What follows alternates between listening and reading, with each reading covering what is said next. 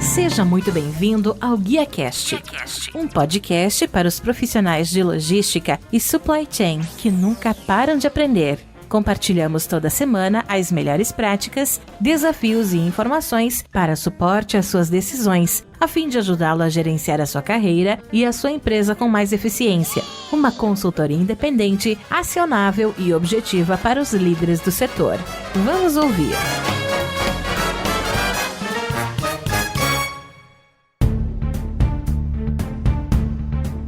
Olá, que tal? Tudo bem, pessoal? Sejam muito bem-vindos a mais um GuiaCast, a melhor conversa profissional que você vai ouvir, onde recebemos semanalmente um executivo C-Level para falar com vocês sobre negócios, tecnologia e principalmente supply chain. E hoje meu bate-papo é para falar um pouquinho sobre tecnologia para conexão com a logística do futuro. Para falar sobre isso, eu estou recebendo o Guilherme Giuliani, que é CEO da Move3, é um ecossistema focado em prestar serviços de logística com empresas como Flash Courier, Move Mais Portugal, Jalcard, M3 Bank, GoEx, Crossborder e também a Rodoe. Guilherme, seja muito bem-vindo ao GuiaCast. Muito obrigado por abrir um espaço na sua agenda e me ajudar a fazer mais um episódio. Eu que agradeço o convite.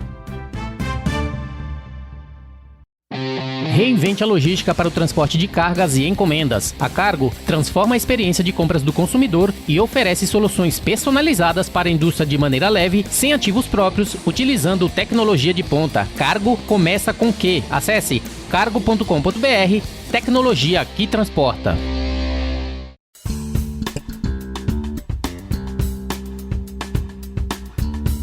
Excelente, nosso bate-papo, tecnologia para conexão com a logística do futuro. Falando exatamente um pouquinho sobre isso, né? Até porque eu vi sua carreira bem longa ali na Flash Courier, vários anos dedicado e trabalhando lá na empresa, e agora responsável por um ecossistema que engloba outras 6. Além dela, eu gostaria que você pudesse até falar pra gente um pouquinho como é que você preparou para ocupar essa posição. A gente sabe que ser CEO de uma empresa já dá muito trabalho, imagina você ter que lidar com várias outras, né? Como é que foi a sua preparação para estar apto para entrar nesse negócio e principalmente mostrar resultado como esse crescimento desse ecossistema da Move3. Fala pra gente. Eu acho que preparação assim é engraçado, né? Eu acho que a gente nunca se prepara para esse momento e a gente nunca tá pronto para ele, né? Eu acho que é uma coisa que vem acontecendo e conforme você vai treinando, as oportunidades dos seus campeonatos vão chegando e vão aumentando a tua participação. Você sai da Liga Júnior, vai para até chegar na primeira categoria de Liga, né? Minha carreira, assim, eu comecei a trabalhar muito cedo, 16 anos, já vendia suco na praia, já fiz diversas coisas. Antes dos 18 anos, eu tive uns 2 empreendimentos, o último dele um site de internet, que a gente tirava foto com os amigos para subir as imagens das baladas. Já era empreendedor desde cedo, então? Desde antes dos 18 anos. Eu fui emancipado com 18 anos para poder registrar minha primeira empresa, né? Junto com meu irmão até. Aí passei depois por IBM, Souza Cruz, experiências extremamente válidas ali para aprender como é que funcionam essas grandes corporações e ali no comecinho dos anos 2000, aí eu fui para a empresa da família, que até então era um operador logístico bem pequenininho, focado muito no segmento bancário ali, só para entrega do cartão de crédito. E a história um pouco você contou aí brevemente. Hoje o grupo aí com diversas empresas, e se tudo der certo, mais algumas para a gente fazer aquisição aí até o final desse ano. Excelente! Eu lembro que eu bati um papo, inclusive, com o Vasco da NSTech, ele está nesse mesmo caminho também, fazendo um ecossistema de necessidades que ele sabe que no mercado, ao invés de você ficar, às vezes, buscando sempre diferentes players, eles estão fazendo tudo lá dentro, não é diferente também daquilo que vocês estão fazendo. Falando da Move Mais, né, como a gente falou, um dos maiores holders de logística da América Latina. Como é que surgiu a hold e como é que houve essa evolução, né, da Flash Courier, né, para depois formar uma hold que complementa, né, umas às outras relacionada a todos os tipos de serviços que ela oferece? A gente começou lá atrás, como eu disse, na Flash Courier, uma empresa pequena, só fazia a parte da entrega do cartão de crédito para os bancos. Aí, ali pelos anos 2007, 2009 talvez, ela entrou na parte de fabricação do cartão de crédito para tentar fechar o ciclo de vida do cliente. Então você teria a parte da fabricação e a parte da logística integrada, né? Mais para frente acabou entrando o que na época era a Ilog, que hoje é a Move Mais, que ela era a parte de fazer a logística dos terminais. Então você ter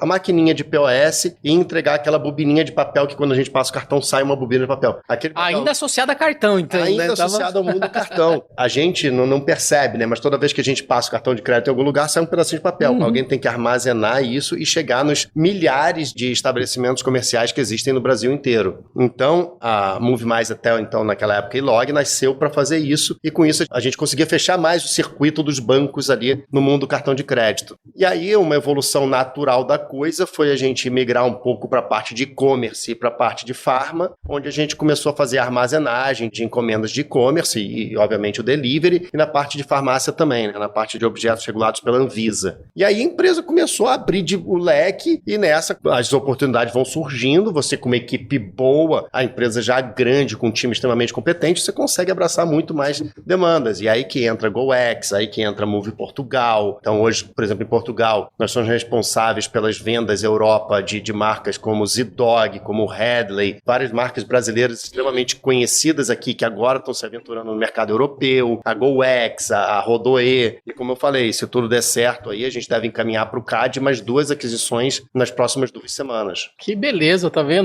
E infelizmente a gente já chega no tamanho...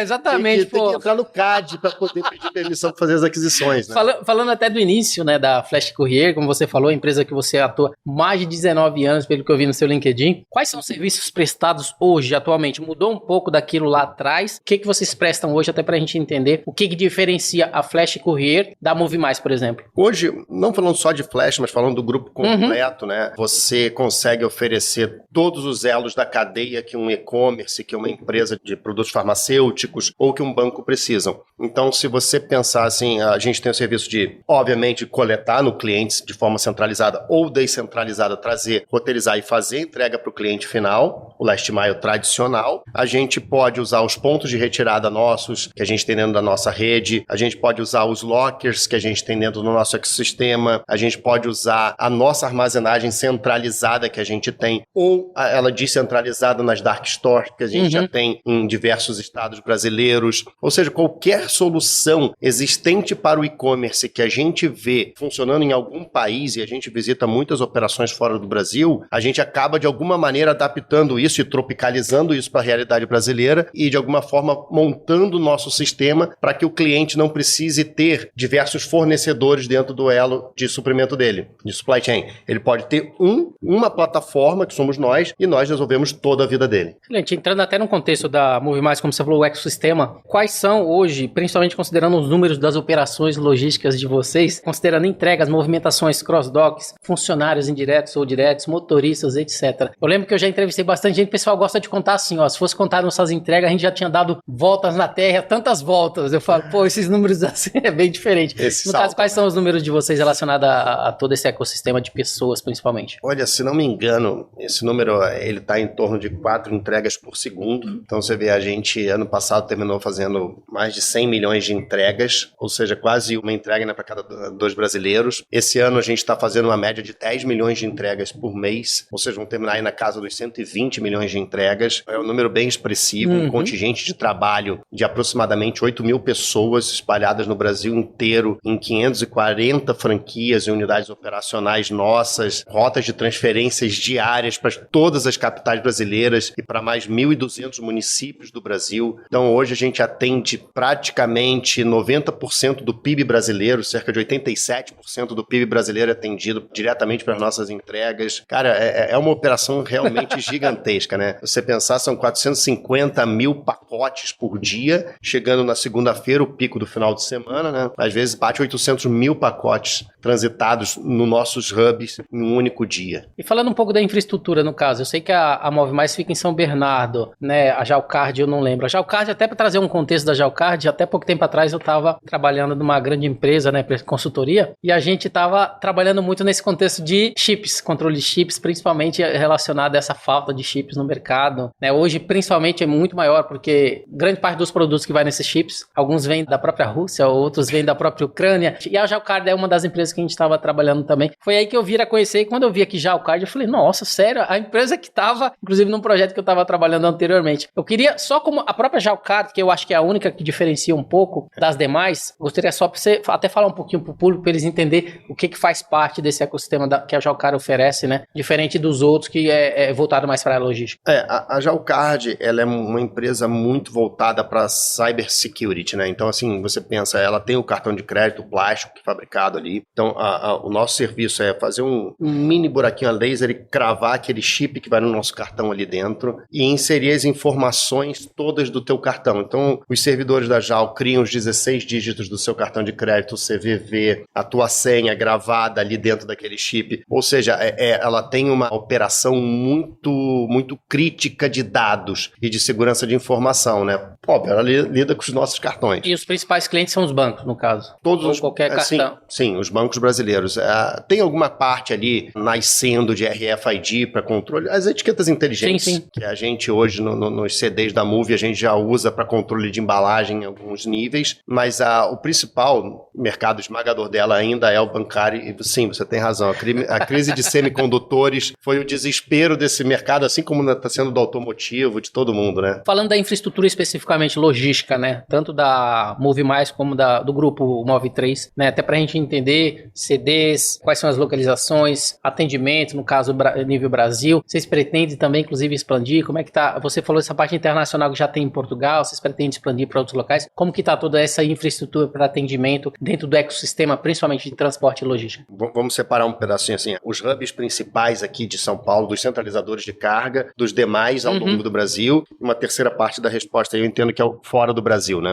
Então, a gente hoje em São Paulo, que é o maior polo originador de carga do Brasil, nós temos praticamente 2 hubs, né? Um que é o principal de São Bernardo, onde estão os diversos robozinhos que tem, que todo mundo vê nos vídeos. Eu vi o vídeo. Uns 220 robozinhos fazendo aquele balé ali dentro do nosso CD. Esse hoje é o nosso principal hub. Ele tem capacidade aí para 400 mil pacotes por dia. Ele ainda tem uma boa capacidade ociosa, de cerca de 22, 23%. E a gente está construindo um CD novo que vai ficar pronto em março do ano que vem, que ele vai adicionar mais praticamente 1 milhão de pacotes por dia de capacidade operacional. Uma tecnologia similar a essa que a gente está implantando hoje. Então a gente já fechou os acordos com os asiáticos que vão montar as esteiras principais e estamos trazendo o robozinho da Índia, robozinho da China, dos Estados Unidos para compor toda essa logística extremamente complexa que a gente tem ali. E aí esses 2 hubs vão funcionar em paralelos. E aí a gente acaba desativando um hub pequenininho que tem em São Bernardo hoje, que é o nosso antigo da Martini, né? E aí fora de São Paulo, aí sim você tem os polos geradores como Rio de Janeiro, Minas, Paraná, que aí você tem outras estruturas menores, com menor nível de automação, muitas vezes até mesmo manual, pelo volume. Mas hoje a automação pra gente, ela já não é mais um bicho de 7 cabeças, não é mais rocket science, nada disso. Então pra gente a automação já se tornou algo trivial pra gente implantar de forma até rápida, né? E aí falando de fora do Brasil, o nosso hubzinho de Portugal, ele tem crescido bastante, muita marca brasileira embarcando lá pro mercado europeu, e a gente tá vendo que essa demanda, ela tá sendo muito bacana, e tá tendo uma procura muito boa, então a gente já tá começando a olhar pra parte ali de Ibéria na Europa também, porque Portugal é muito isolado do resto da Europa, infelizmente, tá muito na pontinha da Europa. Estamos olhando também agora a parte pro movimento cross-border do Brasil, né, para Estados Unidos, muito ali pro lado da Califórnia. Você também tem, obviamente, a parte China ali e Índia como um polo gerador muito grande do cross-border pro Brasil, né? A própria empresa, né, aquela de GoX Cross-Border, fica em Portugal também, ela não é no Brasil, né? Ela fica em Portugal. A nossa operação da Move Mais, ela é se a gente tentar traduzir assim em poucas palavras, o operador logístico recebe a carga, armazena, faz o despacho e a entrega, last mile. Mas ela não faz a parte da inteligência do cliente de venda na Europa. Então a GoX, ela pega, por exemplo assim, ela fechou o Alfabeto aqui do Brasil, foi com eles para lá, fez toda a parte de curadoria da marca, quais são as roupas que vão vestir lá, ajudou a fazer o site deles lá, ajuda a fazer todas as conexões com os marketplaces de lá, Zalando, Amazon e assim por diante. Ou seja, ele tem uma parte mais de software e de curadoria de produto para ver o que vai vender bem no mercado europeu, né? Você acaba juntando a parte de assessoria de venda na Europa com a parte de operação logística. Por isso que a GoX e a Move Portugal casaram muito bem lá. Beleza, nós tivemos pleno entendimento aí das empresas aí no caso, tudo que faz parte aí do grupo Move Mais. Entrando um pouquinho no nosso tema, tecnologia para conexão com a logística do futuro. A gente sabe que é impossível, principalmente, fazer entregas num país tão grande como o Brasil sem tecnologia tecnologia. A única maneira realmente de diminuir a distância entre o cliente ali e os produtos é a tecnologia. Eu gostaria que você pudesse falar exatamente isso, levando isso em consideração. Quais são as tecnologias que estão sendo empregadas no grupo como um todo, a fim de reduzir essa distância do last mile, que eu acho que é um assunto sempre muito recorrente. Black Friday tá logo aí, então a gente sabe que vamos precisar bastante de tecnologia, né? E que tipo de tecnologia vocês têm implementado para poder diminuir essa distância de entrega ao cliente final através do last mile? Quando a gente fala de distância, não é tanto tecnologia, mas eu acho que tecnologia a gente fala muito de inovação, né? Inovação às vezes não precisa ser algo extremamente lindo e científico, às vezes é só um processo, né? Então, assim, as famosas Dark Store, elas já permitem muito isso. Então, você pega o seu estoque em São Paulo, avança para uma praça mais próxima, por exemplo, Salvador, e aí, obviamente, quando você avança um lote grande de entregas, o custo de transferência é reduzido, até porque você não tem a frequência de avanço sempre de carga, e aí o picking e o last mile fica muito mais rápido e num custo mais acessível para o cliente. Então, isso já encurta um pouquinho as distâncias. E quando a gente está falando de Brasil, sem tecnologia de dados, você não sobrevive aqui no nosso país. Sim. O endereçamento, quando a gente fala de São Paulo, Rio de Janeiro, a nossa bolha, né, que a gente fala muito, é muito fácil. Agora, quando você viaja para os interiores do Brasil, municípios abaixo de 5 mil habitantes, você não tem o CEP codificado ali. Você tem um CEP único para o município inteiro, por exemplo. E você tem a nomenclatura das ruas de forma muito bagunçada às vezes e que não foram mapeadas pelos Correios. Então... Não é à toa que cada vez eu estou percebendo que estão aparecendo muitas startups especializadas em suprir essas necessidades, principalmente no interior de favelas. Eu vi startups específicas, né, especialista em favelas, outras startups especialistas nessas regiões de um pouco menos acessíveis, né? O pessoal está explorando aí algo que eu acho que não está tão comum no mercado. É um problema e alguém tem que transformar isso numa solução. Exatamente. E essas startups, sim, elas estão mapeando, inclusive, as vielas dentro da favela para tentar codificar isso em termos de endereçamento para que todo mundo possa receber na porta de casa. E no qual o entregador, inclusive, é dali, né? Para facilitar, inclusive, essa entrega também com o pessoal da região. Isso aqui é Brasil, né? Então, dependendo da comunidade, se você não for efetivamente dali, você não entra, você não tem acesso àquela comunidade por N motivos de segurança, chame do que quiser aí, se você não for morador, você não tem acesso àquela localidade, né? Então, você tem esse viés, você tem o viés social, e você tem o viés que lá na frente o próprio Correio vai poder se aproveitar, ou o Google Maps, das informações e do mapeamento da geolocalização que essas pessoas estão criando ali dentro. Então, isso é um pouquinho do viés de dados que é extremamente necessário para você fazer uma entrega no Brasil. E dados, às vezes, assim, até mesmo como você tem no Brasil um público residencial de casas e não de edifício muito grande, ou até mesmo de edifício sem porteiro,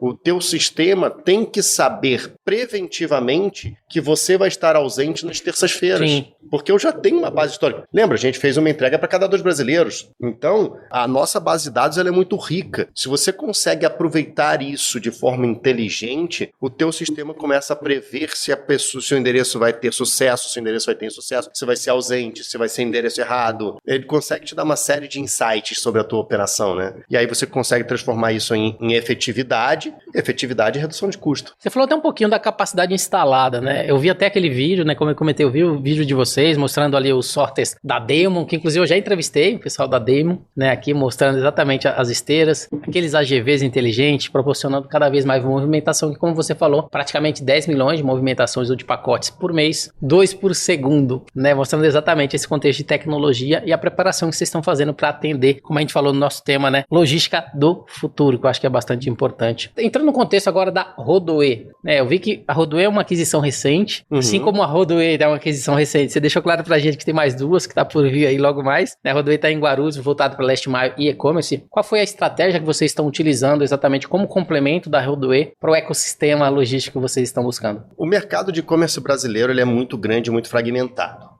É gigantesco esse país e às vezes você tem empresas com especializações em rumos do e-commerce diferente. Então a gente, por exemplo, a gente tinha uma penetração muito pequena em moda e moda feminina. A Rodoe tinha uma penetração muito grande, muito bacana nesse sentido. Você tem empresas que têm um conceito de regionalidade muito forte. Então ele é muito forte no norte ou é muito forte no nordeste, onde talvez a sua capilaridade não seja tão eficiente. Você tem especialidades de sistema que talvez você nunca tenha desenvolvido. tudo. E você tem, obviamente, a parte de acqui-hiring, time. Então, quando a gente estava analisando o case Rodoe, assim como a gente estava analisando diversas outras empresas, com eles deu fit em vários sentidos. Na parte de ser um segmento que a gente estava pouco presente, na parte de que o sistema deles era muito bem construído, tinha um time muito consistente que casou com o nosso ali de começo. Pessoas, empatia tudo às vezes na vida, né? Então, assim, ali teve uma série de coisas que casou e então você acabou trazendo mais volume, maior. Aí, claro que enquanto maior o teu volume, mais diminui o teu custo de transição de mercadoria ali e você traz um time e conhecimento muito grande do mercado, né? Então, é o ganha-ganha. Excelente. E falando agora do contexto de franquias, né? Eu vi que vocês, né, o Grupo Movi3 atua nesse modelo, possibilitando para outras empresas a utilização das patentes, infraestrutura, know-how, direito de distribuição de produtos e também serviços. Qual que é a quantidade desses franqueados que vocês têm atualmente? Principalmente quais os benefícios para os franqueadores que vocês proporcionam através desse modelo? A pergunta é difícil. Esse número está sempre desatualizado na minha cabeça nas apresentações nossas. Vai aumentando, então. Vai aumentando. Todos os dias aumenta muito. Hoje, o nosso número de franquias deve estar aí na casa de 530, 540. Que é bastante. Por aí, que é um número relevante. É um modelo bem já solidificado. Todo ano a gente recebe ali a premiação da Associação Brasileira de Franchising. Então, vai lá marcas como McDonald's, Spa dos Pés, um monte de marcas já bem consolidada no mercado de franchising. Então, é bem reguladinho esse mercado. Os nossos franqueados, a gente tem uma baixíssima rotatividade ali dentro. Claro que quando você traz para a malha tanta franquia, nem todos se adaptam e você acaba tirando ali uma parcela, mas é muito pequena essa rotatividade que a gente tem ali dentro. A maioria das nossas franquias tem mais de 5 anos. Todos os que entraram e tem mais de 5 anos, nenhum sai. Então é um negócio que consolida para eles também, né? E ele funciona com 2 vias. Então, tanto ele recebe entrega de venda de outras franquias. Então, uma franquia do Acre pode ter um cliente, um embarcador lá, ele pega, traz, bota na malha e o cara de Porto Alegre vai entregar. Assim como o cara de Porto Alegre pode só viver de entregas, ele também pode ter o cliente dele que ele manda pro cara do Acre entregar. Então, ele é um ecossistema que se retroalimenta. Permite mais agilidade, no caso, né? Principalmente que você, não só para os franqueados, mas vocês também, vocês usam essa infraestrutura da franquia? Sim, às vezes tem algum cliente que a gente conquista e está numa região muito distante do nosso time de São Paulo, então faz muito mais sentido esse cliente ser atendido por uma pessoa local que conhece a realidade dele, que o cara consegue levantar e ir no carro e ir direto ali na base da nossa franquia. Então você acaba tendo uma regionalização dos seus clientes e uma personalização do serviço, que é o que a gente gosta de fazer. Eu vi até no site, modelo micro franquias. Existe uma diferença? O que muda? Existe. O que aconteceu é que os grandes centros já estavam ocupados, então a gente já tinha uma pulverização muito grande de todos os grandes centros de entrega, onde gerava um faturamento muito interessante para as franquias. E a nossa franquia tinha que ter uma estrutura, um galpão, um escritório, a zona de roteirização, bastante equipamento, uma zona para carga e descarga, o que acaba tornando relativamente cara a operação dele inicial ali. E aí a gente começou a ver que existiam pequenas cidades, pequenos municípios desses de 5 mil habitantes que a gente estava falando, que às vezes um pai de família trabalhando junto com o sobrinho, ou junto com a esposa ali no dia a dia, eles suprem sozinhos ali em 2, 3 pessoas a necessidade daquela determinada cidade. E aí essa família vai ter uma renda ali que dentro da realidade do município dele vai ser muito boa. E aí o que a gente só precisava fazer? Espremer o custo inicial dele. Então essa microfranquia não precisa de um galpão, ela pode estar numa garagem, ela pode estar claro, que uma situação controlada, com bastante qualidade, com bastante segurança, mas ele não precisa estar num galpão de rua com aluguel de 5 mil reais por mês. Ele pode estar num lugar muito menorzinho, uma estrutura bem mais flexível. Então a gente flexibilizou o custo dele e, obviamente, com isso flexibiliza a arrancada desse cara, né? E tá funcionando tão bem como você falou, tem sempre o selo de excelência de franchising da Associação Brasileira, né, de Franchising. Parabéns, né? Falando da pauta ESG, que eu acho que é um tema que a gente não pode deixar de falar, a gente sabe que isso cada vez está mais presente nas empresas, né? Hoje eu tenho trabalhado muito com essa parte de conselheiro consultivo, que a gente vê sempre nos conselhos, tem se falado muito dessa pauta de ESG, do G de governança, ok, mas né, o E e o S também é algo que está em voga muito, né, propondo o desafio para as empresas, não só dela crescer, oferecer o melhor serviço, mas principalmente oferecer também sustentabilidade. No caso da logística da Movi3, como é que ações vocês estão planejando, o que vocês têm planejados ou realizados para alcançar esse tão importante desenvolvimento sustentável? Perfeito. Diversas coisas nas 3 letrinhas. Então, quando a gente começa no social, a empresa desde lá de trás, desde quando eu entrei nela, 1000 anos atrás, já existiam algumas instituições de caridade que a gente sempre ajudou. E sempre entrou crise, saiu crise, corta custo, corta gente, corta não é cortar unha, é cortar na carne do dedo já, e a gente nunca cortou nenhum dos auxílios para essas instituições. Claro que conforme a empresa vai crescendo, isso vai potencializando que você faça novas ações. Hoje, se não me engano, a gente deve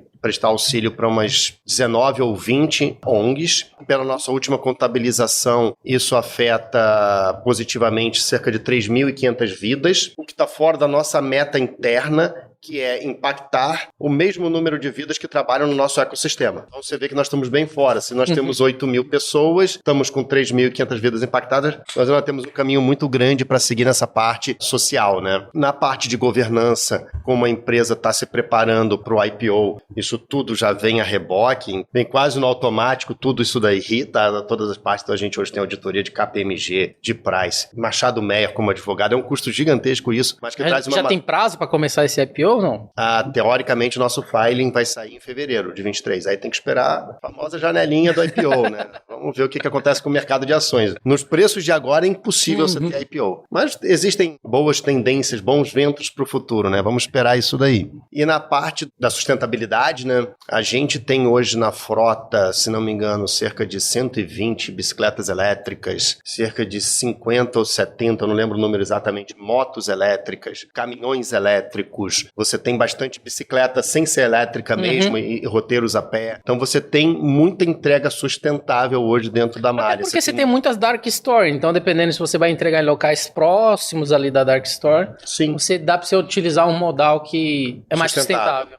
Perfeito. E você tem práticas lá de reciclagem. Então a gente, por exemplo, assim, o teu cartão que a gente não conseguiu entregar, o que a gente faz com isso? Então a gente separa ele, destrói, fragmenta, envia para ONG em alguns casos, envia para reciclagem em outros. Então são toneladas e toneladas de papel e plástico reciclados todos os meses lá também. Excelente. Entrando até no contexto que eu vi na reportagem que recentemente vocês abriram as portas da Flash Courier para aqueles que desejam conhecer como é que é feita a logística, a tecnologia empregada e principalmente a eficiência das operações. Eu gostaria que você pudesse falar exatamente qual que é esse objetivo de mostrar ali para o público que queira conhecer e como que a gente pode coordenar um passeio. Coordenar um passeio que eu gostaria muito de visitar, né? E principalmente talvez levar algumas pessoas a terem interesse em conhecer um pouco mais de toda essa atividade. Principalmente que eu gostei muito lá, Damon, que eu já conheço muito, sei da qualidade, e todas as empresas que estão ali empregadas em relação a essa movimentação que é bastante importante. Legal, ó. Então o convite já está mais do que oficializado aqui, tá? Será um imenso prazer receber você lá com a equipe que for. Nós não temos problema em quem é que vai lá. Já foi Braspress, já foi Total, já foi Log, nossos concorrentes todos já foram lá olhar a operação, a própria Damon que você está falando pra gente, nós fomos o primeiro a trazer aquele equipamento pro Brasil. Então nós somos o suporte, nós somos as spare parts, nós somos o showroom. Enquanto mais gente trouxer outros equipamentos deles pro Brasil, maior vai ser a presença deles aqui, maior o nosso suporte. Então a gente acaba sendo uma relação de ganha-ganha. Difícil de enxergar, mas é uma relação de ganha-ganha. E esse programa de visitação nasceu de uma iniciativa muito bacana. A Prefeitura de São Bernardo do Campo, ela tem sido muito boa pra gente. Ela tem uma preocupação muito grande com a cidade, uma gestão muito profissionalizada ali. E todas as vezes que a gente pisa lá preciso mudar a mão de uma rua aqui pra carreta entrar melhor, alguma coisa. Esses caras sempre têm uma pergunta. Quantos empregos você vai trazer pra cidade? Tem que ser morador de São Bernardo, no nosso CAGED, não pode ser de Santo André, não pode ser de nada. Então eles têm uma gestão muito grande em cima disso daí. E aí dentro disso acabou nascendo essa história do turismo industrial. Eles trazem pessoas do Brasil inteiro para visitar Mercedes, para visitar toda aquela planta industrial gigante que tem lá, e aí nós entramos no hall deles de visitação, né? Então foi um programa muito bacana, e aí eles acabaram já trazendo universidades para visitar a gente. Isso é uma experiência bem legal essa. Isso é ótimo. Para finalizar, eu acho que eu cheguei na última pergunta, né? Eu gostaria que você pudesse até falar um pouquinho pra gente sobre o livro, né? Eu sei que vocês têm conjunto aí o livro Ouvir, Agir e Encantar, escrito por você em parceria com Eduardo Cossomano. Gostaria que você pudesse falar um pouquinho qual que é a premissa principal do livro, principalmente aqueles que tiverem interesse em conhecer mais um pouquinho sobre o livro, como é que eles podem adquirir. Legal, o Edu foi uma parceria muito grata, assim, a ideia de escrever o livro, ela existia lá naquele neurônio lá atrás, e aí uma vez conversando com o Edu, a gente chegou no formato ideal e ele possibilitou o lançamento disso, né? O livro, ele fala muito assim, não são conselhos, mas são as nossas experiências que deram certo e as que deram errado. Então ali ele conta vários acertos nossos e várias cagadas nossas ao longo dessa história que nos trouxeram até aqui. É aquilo que a gente fala em eventos, quando você ouve um case, é o melhor. Você vê um case. Exatamente. Como que você estava, o que você fez e onde você está agora. O livro exatamente exemplifica isso, é você mostrar os seus erros e acertos, né, relacionados a esse tema. Eu acho que faz com que as pessoas que estão lendo aprendam muito mais do que sendo algo fictício, né? Então isso é bastante importante. Perfeito, e a gente tentou contar a história da empresa em ordem cronológica e colocando todos esses erros e esses acertos em forma de lição. E aí, de novo, algumas vão se encaixar para você, outras para ela, outras para mim, outras para qualquer pessoa, né? E assim, ele vai muito na temática de ouvir. Tenha paciência para ouvir, tenha ouvido aberto. Até mesmo aquele cliente chato que só reclama, no fundo da reclamação dele, tem algum motivador, né? E tem algumas histórias muito interessantes ali que, pô, o nosso cliente aquele que mais amassava a gente, né? Eu gostava muito de ir nele, porque no fundo daquelas reclamações, daquelas porradas que a gente levava dele, ele tinha alguns insights pra gente aproveitar e melhorar a nossa operação, mas ele, claro, que ele batia tanto que ele acabava sendo meio odiado na empresa. Mas hoje, ele é um dos nossos funcionários mais queridos dentro da empresa por todos. Então ele saiu de ser cliente, acabou virando funcionário nosso, virou superintendente. É uma peça-chave nossa hoje lá, né? Mas você vê, tudo nasce dessa parte de você estar aberto a ouvir as pessoas, que dali vem vários insights. Então, quase todas as nossas inovações não foram criadas com a gente numa salinha. Até porque você não vai aprender só com elogios, né? Você vai aprender com críticas. É através das críticas que você vai criando as soluções e criando as inovações necessárias para bater naquele problema. Até porque, como você falou, ouvir, vai agir, depois vai encantar. Depois vai encantar. Exatamente. É isso aí. E como que as pessoas podem adquirir o livro? Ele tá nas principais livrarias, eu tenho recebido, é bem legal, né? A gente acaba recebendo de amigos fotos assim na livraria, às vezes como ele fica exposto, tá nas online todas, no Kindle, em tudo, tá bem fácil de adquirir. Excelente. Guilherme, essa foi minha última pergunta, né? Eu gostaria de agradecer a sua participação, a disponibilidade de contar um pouquinho dessa história aqui no GuiaCast. Eu gostaria que você pudesse deixar os seus contatos e fazer as considerações finais. Bom, contatos é Guilherme Giuliani no LinkedIn, no Instagram, Giuliani Gui. Pode seguir lá, tem bastante até cliente que entra lá para reclamar. Mas por Instagram, por tudo, mas é uma parte que eu gosto muito de fazer. Acho que até nessas reclamações de usuário final, né, de destinatário que chegam, você descobre alguns erros da sua própria empresa ali dentro. Então, eu trato com muita atenção esses insights que vêm dali, né? E eu acho que é isso. A empresa ela vem crescendo bastante, num ritmo muito grande, tem um time fantástico e nós somos uma empresa de prestação de serviço, construída por pessoas. Então esse é o maior ativo de um prestador de serviço e é o que todo mundo tem que olhar com muito carinho, né? Antes de encerrar, pessoal, gostaria inclusive de falar um pouquinho para vocês sobre o Fórum Logitechs. É um fórum que a gente vai estar fazendo no ano que vem, voltado especificamente para Logitechs, para startups. Ele tem o objetivo de falar de tecnologia e inovação. Vai ser um evento presencial que a gente vai estar fazendo, né? Diferente do que a gente fez o ano passado, que foi online, mas que também foi incrível. Logo mais eu venho com mais informações para você que tiver interesse em estar com a gente presencialmente no Fórum Logitechs. Possa fazê-lo. Muito bem, o GuiaCast teve a honra de receber aqui o Guilherme Giuliani, que é CEO da Move3, onde falamos sobre o tema tecnologia para conexão com a logística do futuro. Se você gostou desse episódio, não deixe de acompanhar nossas redes sociais, que é @GuiaCast em todas as mídias. Eu sou o Tuco do GuiaCast, muito obrigado aí pelo seu tempo, de você dedicar aqui, de ouvir um pouquinho a gente. Nos vemos novamente no próximo episódio, onde vamos falar mais uma vez sobre negócios, tecnologia e supply chain. A todos vocês, até a próxima. Tchau, tchau.